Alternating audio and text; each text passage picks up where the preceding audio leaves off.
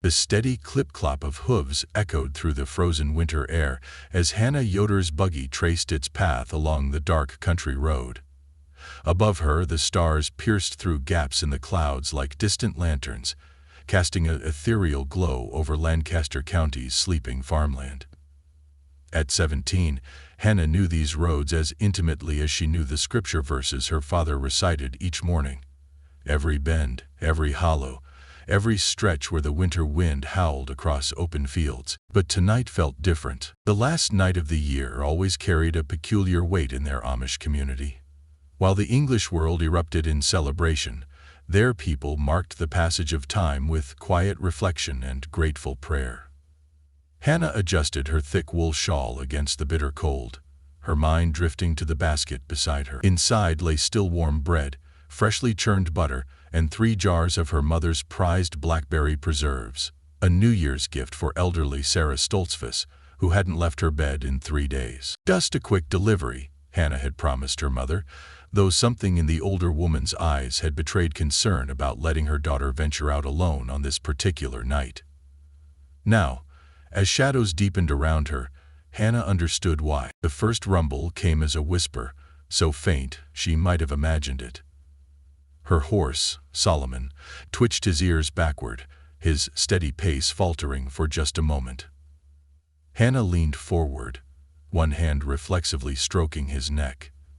"Easy now," she murmured, though her own heart had begun to race. The sound grew louder, a mechanical growl that seemed to tear through the fabric of their peaceful world.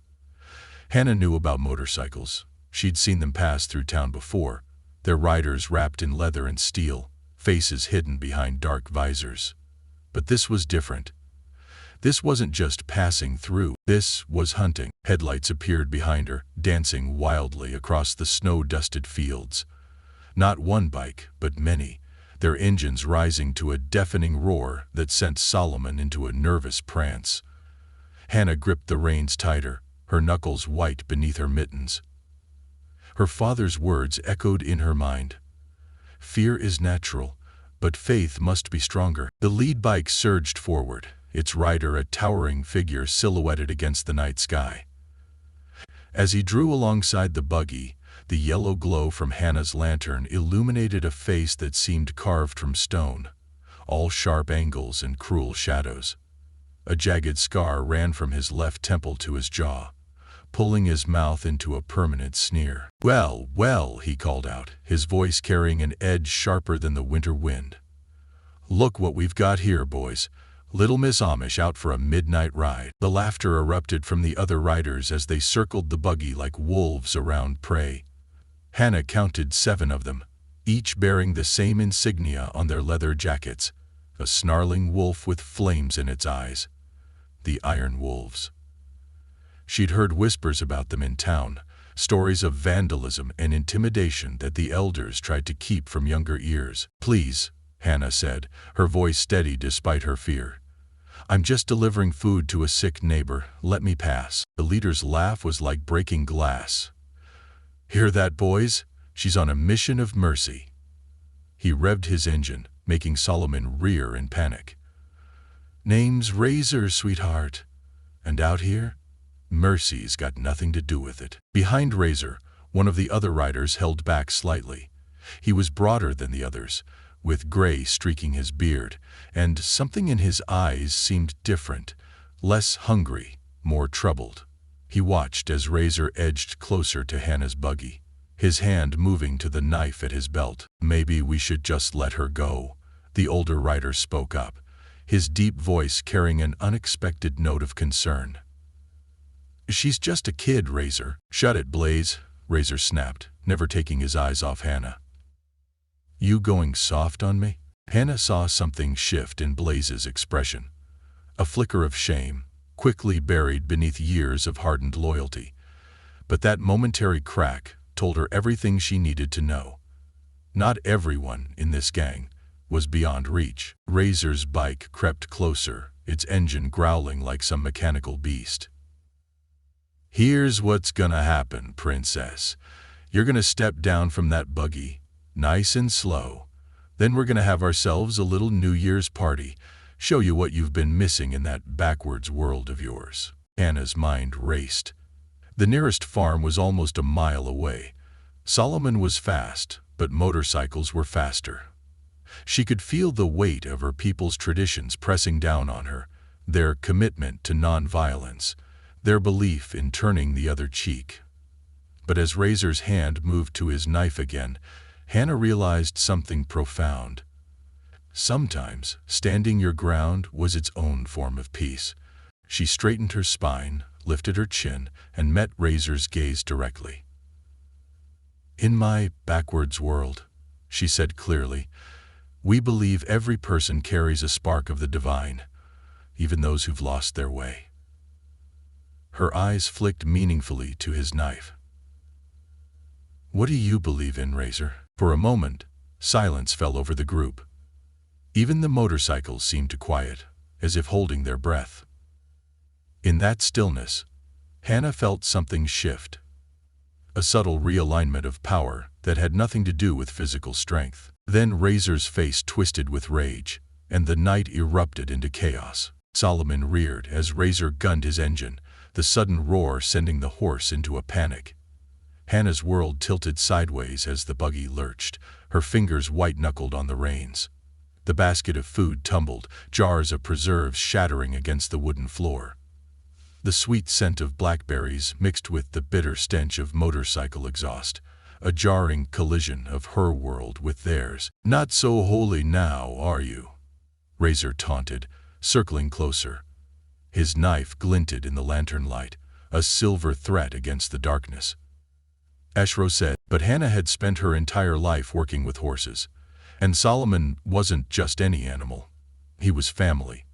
As the buggy tipped precariously, she kept her voice steady, speaking in the same gentle tones she used during summer thunderstorms. "Easy, Solomon, easy now." The horse's ears flicked backward at her voice, his panic subsiding just enough. Hannah seized her moment. With a sharp snap of the reins, and a command that cut through the chaos, she turned Solomon toward the narrowest gap between the motorcycles. It was a desperate gamble. The space was barely wide enough for the buggy, and one wrong move would spell disaster. The horse's leader sprang up. "Stop her!" Razor's voice cracked like a whip. But before the other riders could close ranks, Blaze suddenly gunned his engine, his massive bike swerving just enough to create a wider opening. It happened so fast that even Blaze seemed surprised by his own action, his eyes meeting Hannah's for a fraction of a second as she raced past. The buggy shot through the gap, Solomon's powerful strides carrying them into the darkness. Behind them, Razor's curses mixed with the roar of engines as the gang gave chase. Hannah's heart pounded against her ribs, but her hands remained steady on the reins. The bitter wind stung her face as Solomon ran faster than he'd ever run before, his hooves thundering against the frozen ground. She knew these roads by heart, every turn, every dip, every hidden path. Up ahead lay Miller's Creek, where the road narrowed and curved sharply beside the water. In summer, it was where the young people gathered for singing and scripture reading. In winter, it became treacherous, its banks slick with ice. Hannah made her choice. With a gentle pressure on the reins, she guided Solomon toward the creek. The buggy wheels rattled dangerously close to the edge, but she held her course. Behind her, the motorcycle's headlights carved through the darkness, drawing closer with each second. Razor's voice carried over the engines. "Run all you want, princess. Ain't nowhere to hide in this county we don't know about." But he was wrong. Just past the creek's bend, hidden behind a curtain of snow-laden branches, lay a narrow trail that led to the old logging road. Few remembered it now. The English loggers had abandoned it decades ago, but Hannah's grandfather had shown it to her during one of their Sunday walks, telling stories of the days before their community had bought the land. As they approached the hidden turn, Hannah whispered a prayer and pulled hard on the reins. Solomon responded instantly, veering off the main road and onto the hidden path. The buggy wheels caught the edge of a fallen log, nearly sending Hannah flying, but she held on. Behind her, she heard shouts of surprise, followed by the screech of brakes as the bikers overshot the turn. A pair of hunters flew. The old logging road was barely more than a deer trail now, choked with undergrowth and treacherous with hidden rocks. But Solomon seemed to sense the importance of their flight, picking his way through the obstacles with supernatural sure-footedness. The sounds of the motorcycles grew fainter, then faded entirely. Only when she could no longer hear them did Hannah allow Solomon to slow. Her hands trembled as she patted his neck, feeling the heat rising from his exertion. "Good boy," she whispered. "Such a good, brave boy." But her relief was short-lived. In the distance, she could see lights from the town, and her heart sank. The iron wolves might have lost her trail, but she knew Razor wouldn't let this humiliation stand. He would seek revenge, and their peaceful community would be his target. Hannah's mind raced. Mrs. Stoltzfus would have to wait. She needed to warn the others. But as she turned Solomon toward town, a new sound made her blood freeze. Motorcycle engines. But not from behind. From ahead. The gang had split up, circling around to cut off her escape. Through the trees, she caught glimpses of multiple headlights moving along the main road into town. Leading them was a figure she recognized. Blaze. But something was different about his riding now. It was more urgent, less predatory. With stunning clarity, Hannah realized he wasn't hunting her anymore. He was racing to beat Razor to town. The question was, why? And more importantly, could she trust this apparent change of heart? As Solomon's breath clouded in the frigid air, Hannah faced a choice that would change everything. Follow Blaze toward town and whatever awaited there, or retreat deeper into the darkness of the logging trail. Her father's voice echoed in her memory. God often works through the most unlikely vessels. Making her decision, Hannah guided Solomon onto a parallel path, one that would take her to town by a different route. Whatever was about to happen, she wouldn't face it alone. As she rode, the first strokes of midnight began to toll from the distant church bell in town. The old year was dying, and with it perhaps the peace her community had always known. But Hannah felt something else being born in its place, something stronger than fear, more powerful than tradition. The real test was just beginning.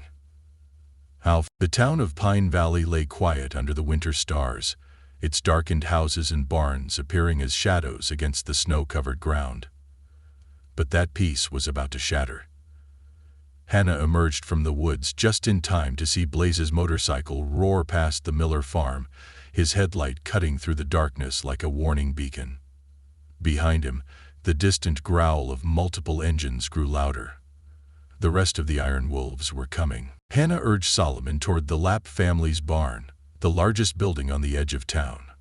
Inside she found Jacob Lapp already awake, preparing his morning feed. The elderly man's eyes widened at her disheveled appearance. "They're coming," Hannah gasped, sliding down from the buggy. "The Iron Wolves. They're heading for town." Jacob didn't waste time with questions. He reached for the old brass bell that hung by the barn door, the same bell that had warned of fires and storms for 3 generations. Its clear tone rang out across the valley, cutting through the winter night like a knife. The effect was immediate. Lights began appearing in windows. Doors opened. The community that had always faced challenges together was awakening to face this new threat. As people gathered in the town square, Hannah quickly recounted her encounter on the road. She saw the fear in their faces, but something else too. A quiet determination that ran deeper than their commitment to nonviolence. Samuel Yoder, Hannah's father and one of the community elders, stepped forward. "We are a peaceful people," he said, his voice carrying across the growing crowd. "But peace does not mean weakness. We stand together." A new voice cut through the murmur of the crowd. "You're going to need more than standing, friend." Heads turned to see a tall figure emerging from the shadows. It was Tom Martinez, a former Marine who'd moved to the outskirts of their community years ago. Though not Amish, he'd earned their respect through his quiet ways and willingness to help during harvest time. "Those men aren't just looking for trouble," Tom continued, walking into the lantern light. "They're looking to prove something. And they won't stop until they do." or until someone stops them. Before anyone could respond, the roar of motorcycles filled the air. The Iron Wolves had arrived. They came in formation, their bikes forming a V-shape as they rolled into town. Razor led them, his scarred face twisted in a grin that held no humor. But something was off about their numbers. Hannah counted only 5 bikes. Where were the others? Her question was answered by the sound of engines behind them. More bikes appeared from the other end of town, led by Blaze. But as Blaze's group drew closer, they didn't join Razor's formation. Instead, they formed their own line, facing their former leader. Heather snarled and started, "What's this supposed to be?" Razor's voice dripped with venom as he stared at Blaze. "It's done, Razor." Blaze's deep voice carried across the square. "No more terrorizing peaceful folks. No more destroying what others have built." The general's jaw dropped. Pluza's unusual appearance seemed to give the gas to the narrative that the Blaze was trying to shock people into. Razor's laugh was sharp and ugly. "You're choosing these sheep over your brothers? Over family? Family?" Blaze shook his head. "We stopped being family when you started enjoying the fear in people's eyes. When you forgot what it meant to be riders instead of raiders." The tension in the air was thick enough to cut. Hannah watched as other members of Razor's group shifted uneasily, their eyes moving between their leader and Blaze. The division that had started with one man's conscience was spreading like cracks in ice. Razor noticed it too. His hand moved to his knife. "You always were soft, Blaze. Too weak to do what needs to be done. Strength isn't about making others afraid." Hannah found herself speaking, stepping forward despite her father's attempt to hold her back. "It's about standing up for what's right, even when it costs you something." Her words seemed to hang in the air, and she saw them land in the eyes of the younger riders. One by one, bikes began to start up, but instead of advancing, they backed away from Razor, moving to join Blaze's line. Razor's face contorted with rage. "You little Bimps, choose your next words carefully." Tom's voice was quiet but carried an edge of steel as he stepped up beside Hannah. Very carefully. The town square had become a battlefield of wills. On one side stood Razor and his 2 remaining loyal followers. On the other, the united front of townspeople, Blaze's defectors, and one former Marine who'd found his own kind of peace among the Amish. But battles, even ones fought with wills instead of weapons, rarely end without a final explosion of violence. And as Razor's hand tightened on his knife handle, Hannah realized this night's trial wasn't over yet. The midnight bells began to toll again, marking the final minutes of the year. With each resonant chime, the tension in the square ratcheted higher, like a wire being pulled too tight. Something had to break, and in the next moment, it did. The knife left Razor's hand before anyone could react, its blade spinning through the winter air toward Hannah. Time seemed to slow, each crystalline second stretching like pulled taffy. But even as fear froze her in place, 2 things happened simultaneously. Tom lunged forward, his military training taking over, while Blaze gunned his motorcycle's engine. The massive bike's headlight caught the knife in mid-slight, momentarily transforming it into a streak of silver light. Tom's hand shot up, catching the blade inches from Hannah's face, while Blaze's motorcycle roared between them and Razor, a mechanical shield against further attacks. The square erupted into chaos. Razor's remaining loyalists revved their engines, but found themselves surrounded not just by Blaze's defectors, but by a wall of townspeople who moved forward as one, their lantern light creating a circle of unwavering illumination. Leading them was Samuel Yoder, Hannah's father, his face set in lines of quiet determination. "Your weapon against my daughter speaks louder than any words," Samuel said, his voice carrying the weight of generations. "It shows a man who has lost his way so completely that he would strike at innocence itself." Razor spat on the ground. "Save your preaching, old man. Your kind, with your simple lives and your moral superiority. You think you're better than us? You're nothing but prey that doesn't know it yet. We know exactly what we are. Hannah stepped forward, her voice stronger now. We're people who choose peace not because we're weak, but because we're strong enough to believe in something bigger than fear and anger. The question is, who are you when you strip away all that hate? The words seemed to hit Razor like physical blows. His face contorted, the scar tissue along his jaw whitening as he clenched his teeth. For a moment, something flickered in his eyes, not rage, but something deeper and more painful. Then it was gone, replaced by a coldness that seemed to drop the temperature in the square by several degrees. "I'll show you who I am," he snarled, reaching inside his jacket. But before he could withdraw whatever weapon he had hidden there, Blaze's massive hand clamped down on his arm. The two men locked eyes, years of shared history crackling between them like electricity. "It's over, brother," Blaze said softly. "Look around you. Look at what you've become. This isn't the freedom we rode for. This is just chains of your own making." One by one, the remaining bikes fell silent. In the sudden quiet, the only sound was the whisper of wind through bare tree branches and the distant echo of the midnight bells. The new year was upon them, hanging suspended between violence and peace, between what was and what could be. Razor's arm trembled under Blaze's grip. For a moment it seemed he might still choose violence. But then, like a string being cut, the tension left his body. He sagged, suddenly looking older and smaller. "Take him," Blaze nodded to Tom, who stepped forward with the quiet confidence of someone who knew exactly what to do. As Tom secured Razor, Hannah noticed something extraordinary happening around them. The townspeople were moving forward, not with anger or judgment, but with lanterns and blankets. An elderly woman, Mrs. Stoltzvis herself, who Hannah had meant to visit, approached the younger riders, who had chosen to stand with Blaze. "You must be cold," she said simply, offering them warm drinks from a thermos. "Come, sit by our fire." The gesture, so simple yet so profound, seemed to break something open in the night.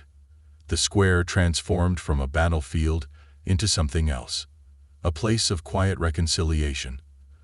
Blaze's followers, many of them barely older than Hannah, found themselves drawn into circles of lamplight and conversation. Hannah watched as her father approached Blaze, who stood uncertainly at the edge of the gathering. "Your courage tonight taught us something," Samuel said. "That strength comes in many forms, and change is possible even in the darkest moments." Blaze looked down at his hands, rough and weathered from years on the road. "I've done things I'm not proud of," he admitted. "Followed when I should have led when I should have stopped." "The past is not a chain," Samuel replied, "unless we choose to make it one. You chose differently tonight. That's where healing begins." As the first light of the new year began to paint the eastern sky, Hannah found herself sitting between Tom and Blaze, sharing a simple meal of bread and soup. Around them, former enemies talked quietly, finding unexpected common ground in stories of family, loss, and hope. "I still don't understand completely," one of the younger riders said to Hannah. "How do you find strength in peace? Real peace, I mean, not just pretending things are fine." Hannah thought for a moment, watching the sunrise paint the snow in shades of pink and gold. "Real peace isn't the absence of conflict," she said finally. "It's the courage to face it without losing who you are. Sometimes the strongest thing you can do is stand your ground without raising your fist." Later that morning, as the bikes roared away, most following Blaze toward a different kind of future, Hannah stood with her father at the edge of town. In the daylight, the events of the night seemed almost dreamlike, but their impact was undeniably real. "You know," her father said thoughtfully, "sometimes God's greatest gifts come disguised as our greatest challenges." Hannah nodded, thinking of all that had changed in a single night. The town would never be quite the same, and perhaps that wasn't a bad thing.